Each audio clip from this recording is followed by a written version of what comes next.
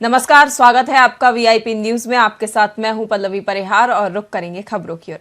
जगदलपुर में हर साल की तरह इस साल भी वीर बाल दिवस नगीगुड़ा स्थित शिवानंद आश्रम में मनाया गया, जहां बच्चों के साथ साथ सैकड़ों भाजपा सदस्य भी शामिल हुए।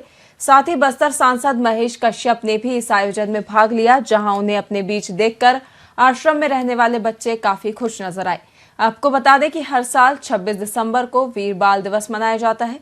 यह दिन सिख धर्म के 10वें गुरु गोविंद सिंह जी के 2 छोटे साहिबजादों जोरावर सिंह और फतेह सिंह को सम्मानित करने के लिए मनाया जाता है, क्योंकि छोटे साहिबजादों ने धर्म और मानवता के लिए अपना सर्वस्व न्यौछावर कर दिया था। वहीं मौके पर पहुंचे बस्तर सांसद महेश कश्यप ने बच्चों को जोरावर सिंह और फतेह सिंह के बहादुरी के किस्से सुनाए और कहा कि हमें अपने धर्म की रक्षा करने के लिए किसी भी कीमत पर पीछे नहीं हटना चाहिए।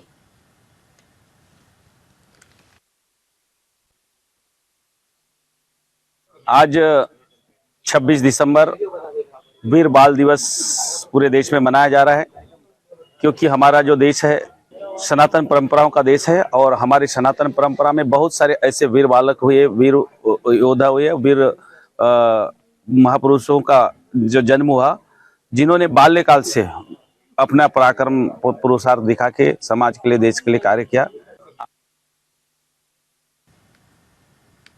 छत्तीसगढ़ में भाजपा मंडल अध्यक्षों की हालिया नियुक्ति के बाद पार्टी कार्यकर्ताओं ने कई जगह इसका विरोध किया है।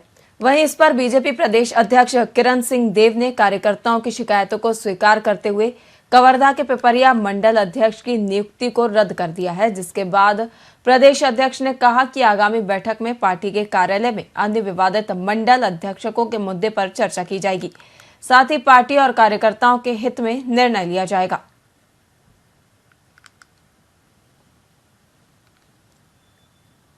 कि हर कांड के पीछे, घटनाक्रम के पीछे बहुतायत, मैं सभी नहीं बोल रहा हूं, लेकिन बहुतायत घटनाक्रम ऐसे घटित हुए हैं जिसके पीछे कांग्रेस का ही हाथ क्यों होता है, कांग्रेस के पदाधिकारी को क्यों हाथ होता है। सूरजपुर की घटना में क्यों कांग्रेस के पदाधिकारी लिप्त है हत्याकांड में? वो तो राष्ट्रीय नेतृत्व का मामला है, आदरणीय मुख्यमंत्री जी का विशेष अधिकार है और जब होगा तो आप लोगों को पता चल जाएगा कि इसमें किनका समावेश है, कौन क्या है। भारतीय जनता पार्टी में राष्ट्रीय अध्यक्ष जी के नेतृत्व में एक टीम है, केंद्र में हमारे वरिष्ठ नेताओं की एक टोली है, वो तय करती है। आदरणीय मुख्यमंत्री जी का विशेष अधिकार है, वो तय करते हैं संगठन में किसको जाना है, सरकार में किसको जाना है, कौन जनप्रतिनिधि के नाते काम करेगा, कोई पदाधिकारी के नाते काम करेगा। तो इससे ये बहुत ही अच्छी व्यवस्था है।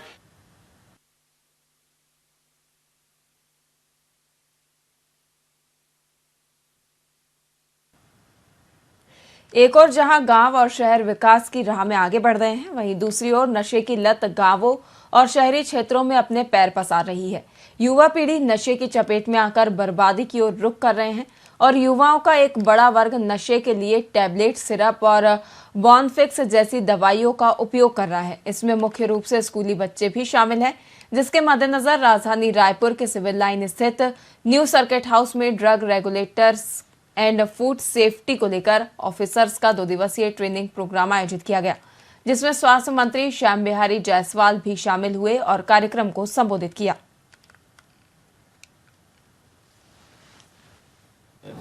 हमारे खाद्य औषधि विभाग, ड्रग्स और फूड सेफ्टी, ये 2 विभाग हैं।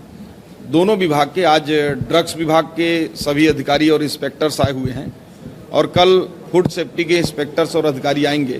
तो ये 2 दिवसीय कार्यशाला रखे हैं, जिसमें हमारे देश के कई राज्यों के अनुभवी वक्ता, जिसमें बिहार पटना से भी आए हैं, हरियाणा से भी आए हैं, महाराष्ट्र से भी आए हैं, जो बड़े पदों में रहे हैं और उनके अनुभवों का लाभ लेकर छत्तीसगढ़ को किस प्रकार से फायदा मिल सकता है और साथ ही साथ जिस प्रकार से पूरे देश और प्रदेश में भी जो युवा पीढ़ी नशीली दवाइयाँ और इंजेक्शंस और ड्रग्स के आगोश में जा रहे हैं, उसको किस प्रकार से हम रोक सकते हैं अंतर्राज्यीय रूप से भी। और बिलासपुर में यूथ कांग्रेस प्रदेश कार्य समिति की बैठक आयोजित हुई, जिसमें यूथ कांग्रेस राष्ट्रीय अध्यक्ष उदय भानु चिब शामिल हुए। जहां 2 दिवसीय प्रवास पर रायपुर और बिलासपुर पहुंचे चिब ने संगठन को संबोधित किया और प्रेस वार्ता कर उदय भानु ने प्रदेश सरकार और भाजपा सरकार पर जमकर निशाना साधा। वहीं उन्होंने कहा कि जिला यूथ कांग्रेस से आपराधिक गतिविधियों से नाता रखने वालों को स्क्रीनिंग कर बाहर किया जाएगा। संगीन अपराध करने वालों का पार्टी में कोई स्थान नहीं है। इस दौरान राष्ट्रीय यूथ कांग्रेस अध्यक्ष ने प्रदेश संगठन पदाधिकारियों को सख्त निर्देश दिए कि 30 दिसंबर तक संगठन में एक भी अपराधी या दागदार चेहरा नहीं होना चाहिए।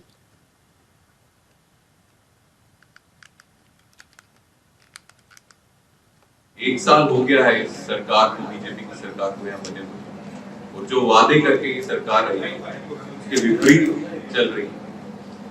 अगर हम क्राइम की बात करें तो क्राइम में एक साल में बहुत ज्यादा आगे बढ़ा है।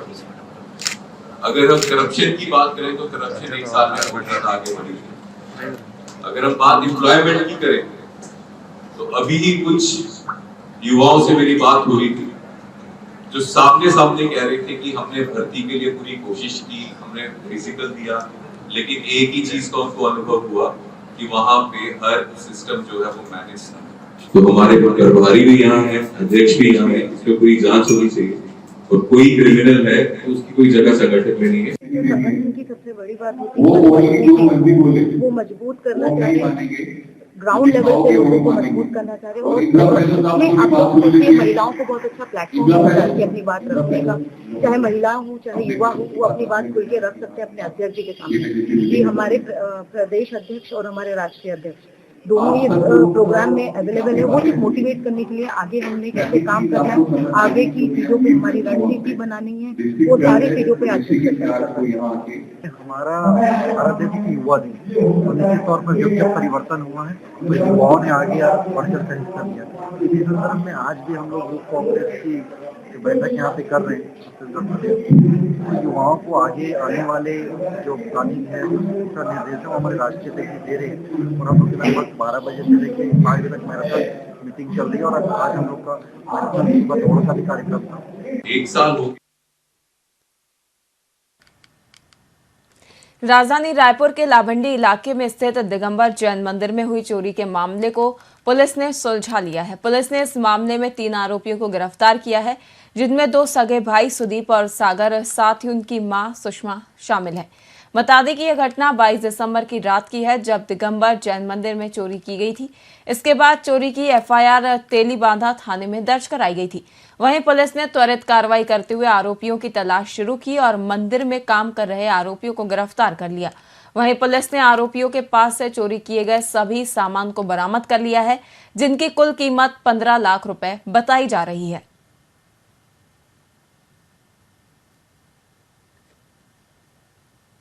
रात में लाभांडी के दिगंबर जैन मंदिर में एक चोरी की घटना घटित हुई थी, जिसमें चांदी के छतरी, उसके पूजा के में उपयोग किए जाने वाले बर्तन, सोने के कुछ कलश वगैरह चोरी हुई थी, जिसकी कुल कीमत लगभग 15 लाख रुपए की थी। चोरी की रिपोर्ट के आधार पर थाना तेलीबांधा में अपराध धारा 331(4), 305(1) और 3(5) BNS के तहत में अपराध पंजीबद्ध किया गया था, और इसकी लगातार विवेचना किए जाने के उपरांत में 3 आरोपी, जिसमें 2 सगे भाई और एक उसकी मां, तीनों को निवासी भोपाल हैं, जो वर्तमान में इस मंदिर में रह करके काम किया करते थे।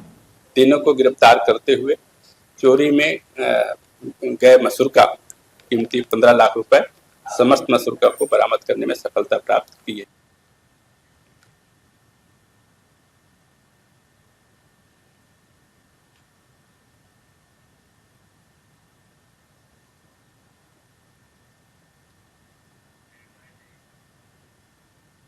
छत्तीसगढ़ में इस समय मौसम ने करवट बदल ली है, जिससे ठंड गायब सी हो गई है।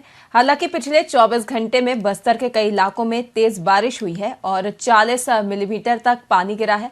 बता दें कि 27 और 28 दिसंबर को प्रदेश के कुछ हिस्सों में हल्की बारिश के साथ ओले गिरने की संभावना जताई जा रही है। वहीं रायपुर, बिलासपुर, सरगुजा, दुर्ग और बस्तर संभाग के जिलों में हल्की से मध्यम बारिश हो सकती है। साथ ही कहीं कहीं गाज भी गिरने का अनुमान है। वहीं मौसम विभाग के अनुसार अगले 4 दिनों तक न्यूनतम तापमान में कोई खास बदलाव की संभावना नहीं है। हालांकि 31 दिसंबर से न्यूनतम तापमान में गिरावट का दौर शुरू हो सकता है, जिसके बाद कड़ाके की ठंड लौट सकती है। अभी पिछले मतलब इस हफ्ते से ये चल रहा है कि पूरे छत्तीसगढ़ में मतलब खास करके दक्षिण छत्तीसगढ़ और मध्य छत्तीसगढ़ में बादल है और कुछ एक दो स्थानों पर हल्की वर्षा भी हो रही है। आज भी जैसे बस्तर संभाग में, बस्तर में, बीजापुर में एक दो स्थानों पर मध्यम वर्षा हुई है और आने वाले 3-4 दिनों तक दक्षिण छत्तीसगढ़, मध्य छत्तीसगढ़ और परसों के दिन में उत्तर और मध्य छत्तीसगढ़ में वर्षा की संभावना है। और ये जो वर्षा और बादल का जो सिलसिला है अभी 30-31 दिसंबर तक चलेगा, उसके बाद ठंड बढ़। छत्तीसगढ़ के उप मुख्यमंत्री अरुण साव का बयान सामने आया है, जिसमें उन्होंने कहा कि नगरीय निकाय और पंचायत चुनाव की तारीख के ऐलान के बाद सरकार की तैयारियां अंतिम चरण में है। वहीं विभिन्न सरकारी एजेंसियां और विभाग चुनाव की तैयारियों में जुटे हुए हैं।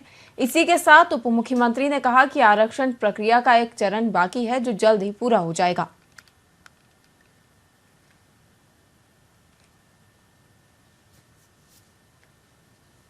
सरकार की जो अलग अलग एजेंसियां हैं, सरकार के जो अलग अलग विभाग हैं, अब एक चरण बचा है सीटों के आरक्षण का।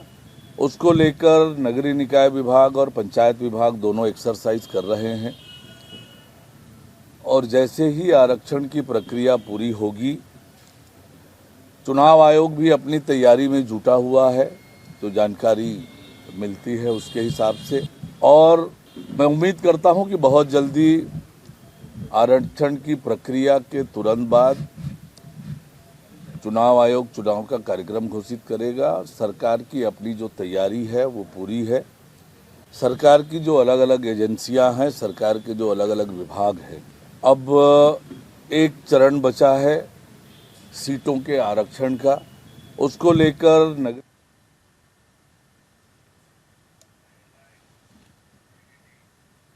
फिलहाल के लिए खबरों में इतना ही। देखते रहिए VIP न्यूज़। नमस्कार।